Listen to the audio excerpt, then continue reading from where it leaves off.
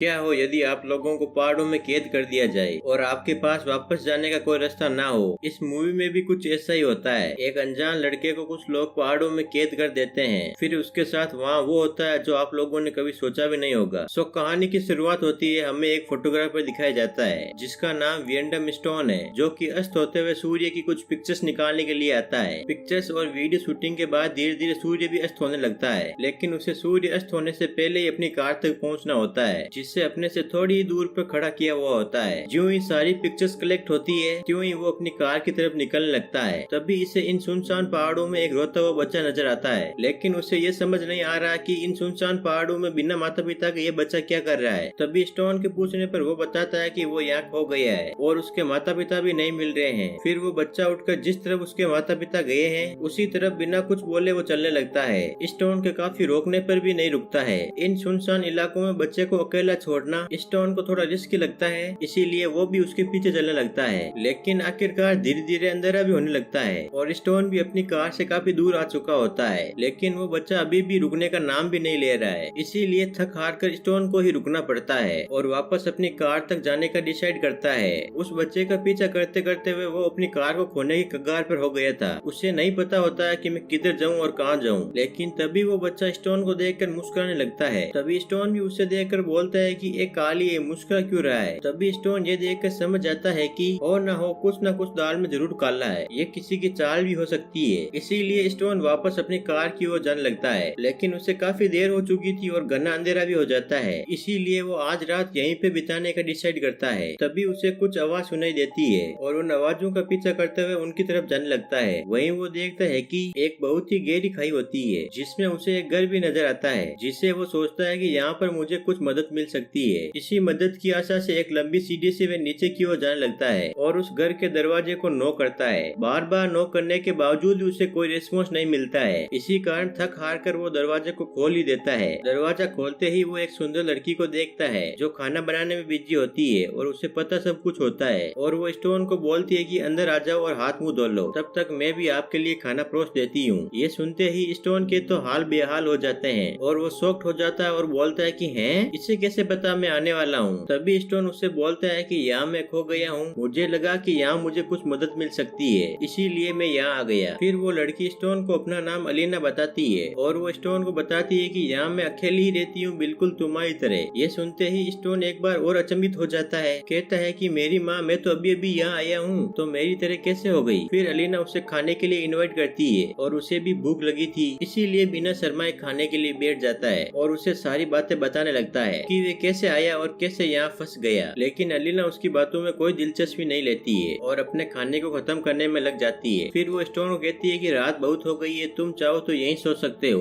अब स्टोन के पास कोई दूसरा रास्ता न होने के कारण वो भी यहीं सोने का डिसाइड करता है। उसे पता था कि यहाँ मैं किसी को भी नहीं जानता हूँ, जाऊंगा तो कहाँ जाऊंगा, इसीलिए वो रात यहीं सो जाता है। फिर अगली सुबह अलीना तो सोई हुई थी, तभी स्टोन वहाँ से उठकर जाने लगता है बिना कुछ बताए हुए। लेकिन जब वो घर से बाहर निकलता है तो वो देखता है कि रात में मैं जिस सीढ़ी से नीचे आया था वो अभी कहाँ गई है। ये सोचते सोचते उसका दिमाग फिर से चकराने लगता है और ये घर भी काफी खतरनाक खड्डे में होता है। इसके चारों तरफ बहुत ही बड़ी बड़ी चट्टानें और पहाड़ होते हैं और यहाँ से सीढ़ी के अलावा बाहर जाने का कोई रास्ता नहीं है। तभी वो देखता है कि अलीना जाग चुकी है और अपना काम कर रही होती है। तभी वो उसके पास जाकर उससे पूछता है कि मेरी माँ, मुझे यहाँ से बाहर जाने का कोई रास्ता दिखा, यदि रास्ता भी नहीं हो तो मुझे सिर्फ इतना बता दो कि वो सीढ़ी कहाँ गई है जिससे मैं रात को यहाँ आया था। लेकिन अलीना भी उसे अकड़ते हुए कोई जवाब नहीं देती है और वो मन ही मन सोचती है कि मुझे माँ कैसे कहा। लेकिन लाख बार स्टोन के पूछने पर अलीना एक बार जवाब देती है कि वो सीढ़ी कभी कभी यहाँ पर लगाई जाती है और फिर से हटा दी जाती है। और गुस्सा होकर स्टोन भी बोल देता है कि वो कोई मिस्टर इंडिया है क्या जो कभी कभी दिखती है। तभी स्टोन उससे पूछता है कि वो कौन लोग है, हमारे अलावा कोई और भी यहाँ मरने के लिए रहता है क्या, जिसपे अलीना उसे कोई जवाब नहीं देती है और यहाँ से चली जाती है। उसके जवाब न देने पर स्टोन भी अपनी जिद पर अडिग होकर इन पहाड़ों को पार करने की कोशिश में लग जाता है और चिल्लाते हुए मदद की गुहार करता है, लेकिन उसे कोई रिप्लाई नहीं आता है। फिर हम देखते हैं कि अब रात हो चुकी है और स्टोन को एक रात फिर से यहीं बितानी होगी। फिर अगली सुबह स्टोन अलीना के घर से छेनी और हथौड़ा लेता है। छेनी का तो क्या करेगा, हथौड़ा लेता है, जिनकी मदद से इन पहाड़ों को पार करने लग जाता है। हथौड़े की मदद से आधी चट्टान को तो पार कर लेता है, लेकिन तभी अचानक से ऊपर से कटा हुआ बकरी का एक सिर गिरता है, जिससे स्टोन का बैलेंस डगमगाने लगता है और वो नीचे आ गिर पड़ता है, जिस कारण उसे दिन में ही तारे दिखने लग जाते हैं और वो बेहोश हो जाता है। उससे बेहोश होते होते रात हो जाती है। फिर जब उसे होश आता है तो उसे कुछ दर्द महसूस होता है। तब वो देखता है कि उसके पैरों में तो हथौड़ा धस चुका है, जिससे वो दर्द के मारे जोर जोर से चिल्लाने लग जाता है। तभी अलीना वहाँ आती है और उस हथौड़े को जोर से बाहर निकालती है। तभी स्टोन उससे बोलता है कि ये तो धीरे से भी बाहर निकल सकता था ना। फिर अलीना उसे अंदर ले आती है और उसकी मरहम पट्टी करती है, जिससे उसे कुछ रिलैक्स मिलता है और वो सो जाता है। अगली सुबह स्टोन गुस्से में उठकर अलीना को पकड़ते हुए बाहर ले आता है और उससे पूछता है कि तुम कौन हो और यहाँ तुम अकेली कैसे रह रही हो और वो लोग कौन है, तुम लोग मुझसे क्या चाहते हो। फिर भी अलीना उसे मेन पॉइंट नहीं बताते हुए बात को गोल गोल घुमाते हुए ले जाती है। कहती है कि दूर दूर में मैं ही हूँ जो तुम्हारा ध्यान रख सकती हूँ और तुम्हारी सारी जरूरतें भी पूरी कर सकती हूँ। तब स्टोन कहता है कि वो भी, और अलीना रिप्लाई में कहती है कि हाँ वो भी। तभी स्टोन को फिर से अपनी बात याद आती है और उससे कहता है कि मुझे तो सिर्फ यहाँ से बाहर जाने का रास्ता दिखला दो। इसी दौरान अलीना का मन ललचाने लगता है और उसके करीब आने की कोशिश करती है, पर स्टोन उसे अपने से दूर कर देता है और अलीना भी चिढ़ते हुए अंदर चली जाती है। तभी स्टोन देखता है कि दो लड़के उसे आवाज दे रहे हैं और ये देख के तो स्टोन को अपने वापस जाने के सपने ही आने लगते हैं और उन्हें देख के बहुत खुश होता है। फिर उन्हें रिश्वत देते हुए कहता है कि मुझे यहाँ से कैसे भी करके बाहर निकालो, और वो चालाक बनते हुए स्टोन को कहते हैं कि तुम यही रुको, हम रस्सी लेके आते हैं। ये सुन के तो स्टोन की खुशी का कोई ठिकाना नहीं रहता और उससे बाहर जाने की एक उम्मीद जगती है। फिर कुछ देर बाद एक ब्लैक जैकेट पहने हुए एक लड़का आता है जो कि एक लंबी सी रस्सी नीचे फेंकता है और उससे कहता है कि रस्सी को कमर में कस के बांध लो, जिसे हम तुम्हें ऊपर खींच लेंगे। तभी वो अपनी अलग ही मुस्कुराहट के साथ रस्सी को बांध लेता है और हम देखते हैं कि वहाँ एक नहीं बल्कि काफी सारे लड़के होते हैं जो उसे ऊपर खींच रहे थे। जो स्टोन को आधे रास्ते खींचते हैं फिर वहीं पे रोक देते हैं और उसे रस्सी पर लटकाए हुए इधर उधर हिलाते डुलाते हैं और उसके साथ खेलने लग जाते हैं। तभी स्टोन उनसे कहता है कि ऐसा मत करो, ऊपर खींचो,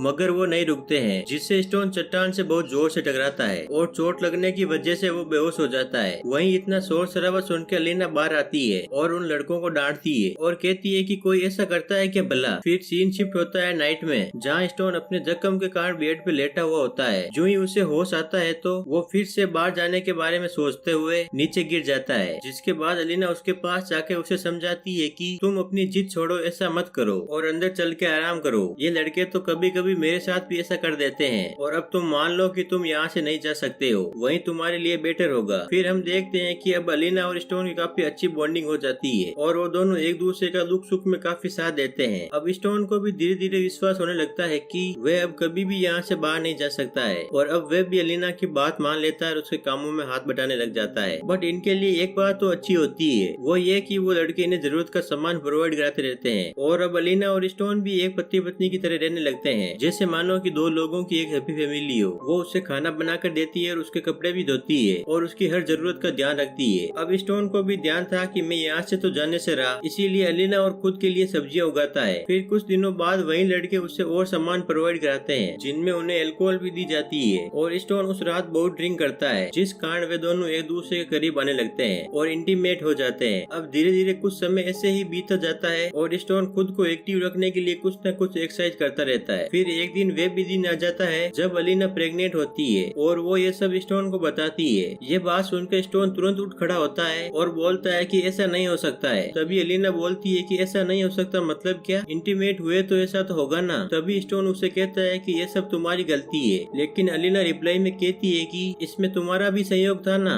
मैंने अकेले ने तो खुद से किया नहीं। इन सब बातों के बाद फिर हम अगले दिन देखते हैं कि वो लड़का फिर से आता है जो उन्हें जरूरत का सामान दिया करता था। वो अपना नाम लिपस बताता है और उससे कहता है कि क्या तुम मुझे पढ़ा सकते हो, क्योंकि मुझे पढ़ने का बहुत शौक है। तो स्टोन कहता है कि हाँ क्यों नहीं, बट यहाँ से तो मैं कैसे पढ़ा सकता हूँ, यदि तुम मुझे यहाँ से बाहर निकालते हो तो मैं तुम्हें खूब पढ़ा लिखा कर बड़ा आदमी बनाऊंगा। तब वो बोलता है कि यदि ये लोग मेरे पास नहीं रहेंगे तो मैं तुम्हें बाहर निकालने की पूरी कोशिश करूंगा। तभी अचानक से एक बड़ा लड़का आ जाता है जिसने उनकी सारी बातें सुन ली थी और वो आके उस बच्चे को लेके चला जाता है। फिर हम अगली सुबह का सीन देखते हैं जब अलीना घर से बाहर आती है तो आते संग ही चिल्लाने लग जाती है। तभी उसकी आवाज सुनकर स्टोन भी बाहर आता है तो वो देखता है कि उन बड़े लड़कों ने लिपस को मारकर चट्टान के चारों ओर टांग दिया गया है। ये सब देखकर अलीना पागल सी हो जाती है, क्योंकि लिपस अलीना का बेटा था जो उन लोगों ने उससे छीन लिया था। लेकिन स्टोन कुछ समझ नहीं पा रहा था कि आखिर अलीना इस लड़के के लिए इतना क्यों रो रही है। तभी अलीना ये सब कुछ उसे बताती है और अलीना का यह मानना था कि स्टोन की बातचीत के कारण लिपस को मार दिया गया है। ये कहते हुए अलीना एक लकड़ी का बड़ा सा टुकड़ा उठाती है और स्टोन को मारने लग जाती है। इतना मारती रहती है कि जब तक वे बेहोश न हो जाए। फिर हमें 2 महीने बाद का सीन दिखाया जाता है जहाँ अलीना ने स्टोन को मारकर एक बड़े से पिंजरे में कैद किए रखा होता है। इतने वक्त से पिंजरे में कैद रहने के कारण स्टोन का पूरा हुलिया ही चेंज हो जाता है और अलीना अंदर से ही उसे खाना और पानी देती रहती है, जिस कारण वो थोड़ा सा पागल सा हो जाता है, कुछ उसी प्रकार की हरकतें करता रहता है। फिर एक दिन एक लड़की उन पहाड़ों के पास आती है और वहाँ से स्टोन को देख लेती है जो उससे उसकी मदद करने के लिए कहता है। फिर वो लड़की स्टोन की मदद करने के लिए पुलिस को बुलाने जाती है। अब स्टोन को बहुत दिनों बाद एक उम्मीद की किरण नजर आती है। उसके कुछ देर बाद ही स्टोन देखता है कि उस लड़की को उन लड़कों ने पकड़ लिया है और वो स्टोन को दिखाते हुए उसे उनके सामने ही मार देते हैं। ये देखकर स्टोन बहुत गुस्सा हो जाता है और पिंजरे को तोड़ने लग जाता है, लेकिन उसके पास कोई मजबूत हथियार न होने के कारण पिंजरे को कुछ भी नहीं होता है। अब स्टोन को ऐसे ही पिंजरे में रहते हुए 9 महीने बीत जाते हैं। फिर एक दिन स्टोन अलीना से कहता है कि प्लीज मुझे इस नरक से बाहर निकालो, मैं तुम्हारे बच्चे को अपनाने के लिए तैयार हूँ और उसका पिता बनने के लिए भी। लेकिन अलीना उससे कहती है कि मैं अपने बच्चे का खुद ख्याल रख सकती हूँ, मुझे तुम्हारी कोई जरूरत नहीं है, मैं पहले भी अपना ख्याल रख चुकी हूँ और अभी भी रख सकती हूँ। फिर स्टोन उसे कहता है कि फिर तुमने मुझे यहाँ क्यों रख रखा है। फिर अलीना उसे कहती है कि तुम तब तक रहोगे जब तक ये बच्चा ना हो जाए। ये कहते हुए वो वहाँ से चली जाती है। फिर आखिरकार वो दिन आ ही जाता है जब अलीना को डिलीवरी में मदद करने के लिए स्टोन को खोलना पड़ता है, लेकिन स्टोन में अब इतनी ताकत नहीं रही कि वो अलीना की मदद कर सके। तभी उसे वो लगी हुई सीढ़ी भी नजर आती है जो आज उन लड़कों ने लगा कर रखी थी। वो लड़के भी उन्हें ऊपर से देख रहे थे। तभी स्टोन सीढ़ी की तरफ जा ही रहा था, तभी पीछे से बच्चे के रोने की आवाज आती है जो बिना उसकी मदद से ही पैदा हो गया था। अब स्टोन अपने बच्चे को देखकर रोने लगता है और उसे गोद में लेकर उसे प्यार करने लगता है। फिर अलीना उसे वापस मांगती है तो उसे वापस देता है। ये बच्चा एक लड़की होती है। तभी अलीना स्टोन से कहती है कि मैं इसकी बहुत सेवा करूंगी और उसे अच्छा अच्छा खाना खिलाऊंगी। फिर एक दिन ये भी मेरी तरह माँ बनेगी जिससे मेरा मकसद पूरा हो जाएगा। फिर अलीना स्टोन को थैंक्स कहती है। तभी पीछे से एक लड़का आकर स्टोन को चाकू से गला काट देता है। फिर वे अलीना से कहता है कि माँ हमने इसे भी अपने अंजाम तक पहुँचा दिया है। अब कहानी के आखिर में यह बात साफ हो जाती है कि ये एक कबीला है जिसमें सारे बच्चे अलीना के ही होते हैं। वो सभी अपनी चाल में स्टोन जैसे लड़के को फंसाकर बच्चों को पैदा कराते हैं। जो ही उनका मकसद पूरा हो जाता है त्यों ही उन्हें मार देते हैं। इसी तरह से वो अपने कबीले को बढ़ाते रहते हैं। इसी सस्पेंस के साथ ये कहानी यहीं पे समाप्त होती है।